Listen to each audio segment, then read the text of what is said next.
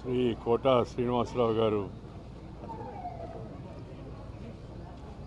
మరణం చాలా విచారకరం.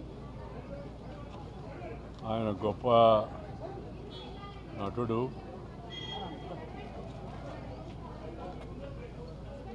మానవతావాది.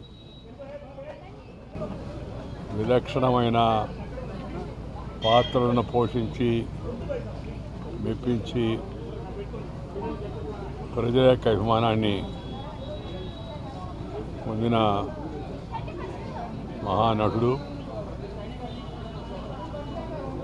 వందలాది సినిమాలో నటించి అటు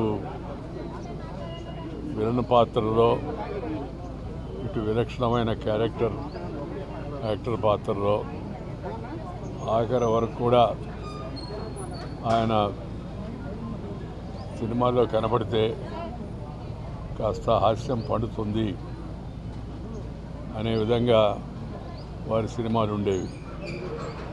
దాంతోపాటు వారు మా హయాంలో భారతీయ జనతా పార్టీలో చేరి విజయవాడ నగరం నుంచి శాసనసభ్యుడిగా ఎన్నికై ఇక్కడ కూడా చురుగ్గా కార్యక్రమాల్లో పాల్గొంటూ ఉండేవాడు.